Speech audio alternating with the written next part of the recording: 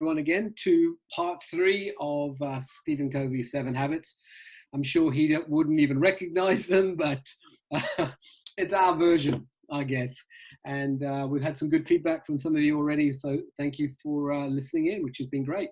So let's go straight into it, Mike. So the third habit of the 7 habits is putting first things first. And obviously the thing that comes to mind when we talk about that is the quadrant, the very famous quadrant that I'm sure everybody has seen at some point, with the top right-hand corner, important and urgent. Left-hand corner, top is unimportant and urgent, not important, not urgent, and not important but urgent at the bottom. So that's the quota. I'm sure, Mike, you've taught on it many times, and so have I. So again, as I start, let me throw the ball at you and talk about putting first things first. What does that mean to you, Mikey?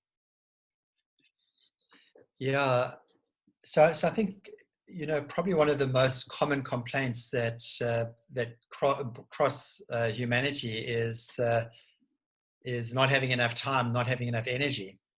So the world that we're in is very demanding, and the ability for us to be able to prioritize and put first things first is something that's absolutely critical, and probably going to become even more important post this lockdown crisis that we're in, because chances are many of us will be having to do more with less. Yeah. So yeah, it's an absolutely critical focus. And is it possible that people who do put first things first are probably going to be more resilient, more in control than people who are scattered, who are trying to do too much? So I agree with you that that Covey model is one that just so works, and it's beautiful. It's beautiful. Yeah, it is. So when we think of putting first things first, for me, the word that comes to me more than anything is foundations and discipline.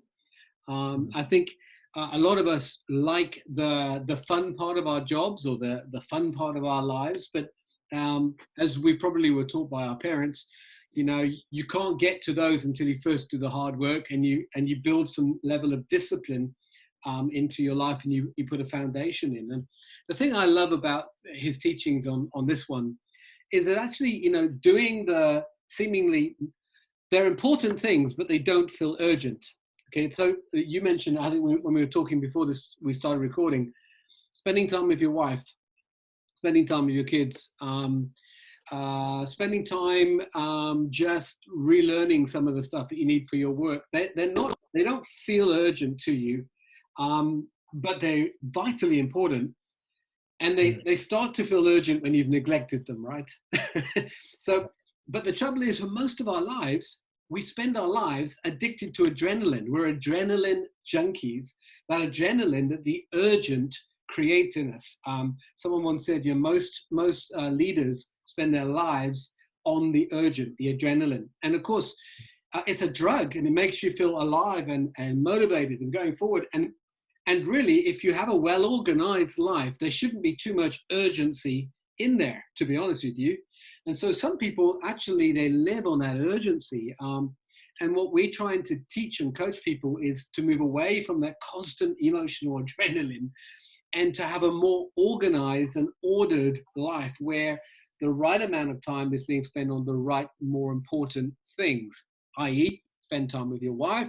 You'll spend less time in the divorce courts, more time with your kids, more chance your kids will be talking to you in their 20s. Investing in your kids when they're 10 and 12 pays dividend when they're 20 and 30. And it's those kind of foundation laying that we have to pay careful attention to. Yeah. Yeah. And I think a really good one in business would be training, coaching your people. So if you think how much time is spent correcting mistakes or controlling people,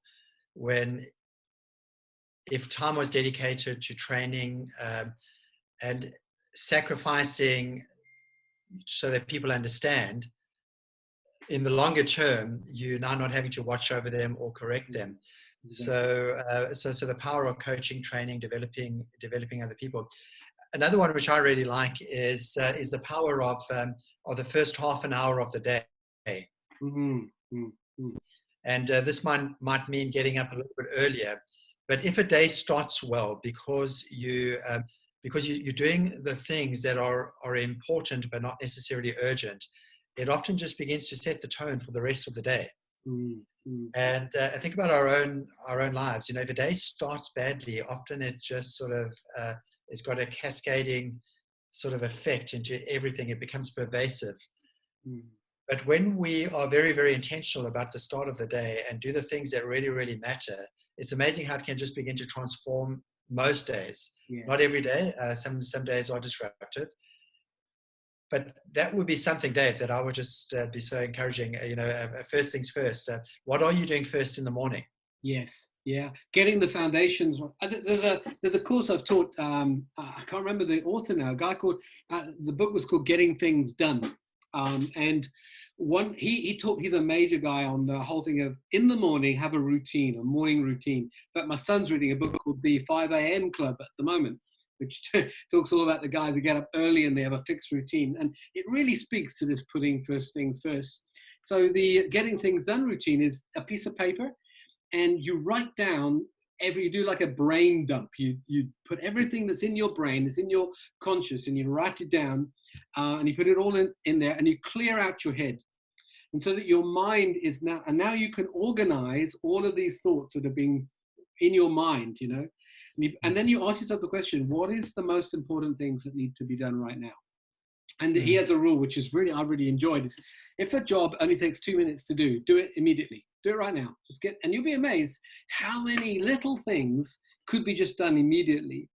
And it clears the way for the most important things that take time for us to consider and think, One of the other things, Mike, I throw in there is getting rid of distraction. Turn off all the notifications that we have on our phones and our computers and those things. That little blinking light can feel urgent, although it's totally not important, and it's not really urgent, but it can feel it. And then how many times do we spend an hour fiddling around with a bit of software at the end of the day to find out it served no purpose at all? So yeah, I love that. I love what you're saying. Yeah, I think we are masters at being distracted. I can't remember who said it, but often we sort of say we're very good at multitasking, and this particular author said, no, we're actually very good at being distracted. Yes. Yeah. And the reality is you can't multitask. It's a joke that blokes can't do it. I don't think chicks can do it either. Let's just be honest. The reality is that our minds, a lot of time when you go home and you've got a headache, certainly frontal lobal type headache, it's simply because you're trying to process so much information at one go. We're not designed for that. We're designed to do one thing at a time and write it down. If something comes into your thinking, they often say when you're meditating or in first thing in the morning when you're just being still, have that book next to you and write down all of those thoughts that come through and park them there, so that we can keep channeling things and making sure we focus on the right things. Yeah. I also love another sort of concept, which I don't think really is in Covey's book. So Covey focuses a lot more on time and prioritization. But there's time management, and then there's what we'd call energy management. And energy management would probably go into that sort of quartile of not important, not urgent, but important. But sometimes, we can be present from a time point of view, but have low energy. So think of the guy who says, I spend 3 hours a night with my family. And we say, yeah, you do spend 3 hours a night with your family, but you're not there. Yeah. And so one of the other things about first things first, for me, which is very important, is what are you doing that's actually managing your energy? A guy called Tony Schwartz talks about, we often use the imagery of life being a marathon. But maybe better imagery or more helpful imagery is life is a series of sprints where you sprint, recover, sprint, recover. So good. I like that. Yeah. I love that. Because actually most people are not marathon runners, certainly not me anyway. But we can do a number of sprints. We can do one after time. It's interesting that it is actually impossible to think you can manage time. No one manages time. You can manage yourself. but you can't manage time. And it's amazing if you look at how some people get so much done in a day compared to sometimes you look at yourself and wonder, how do they manage to do that?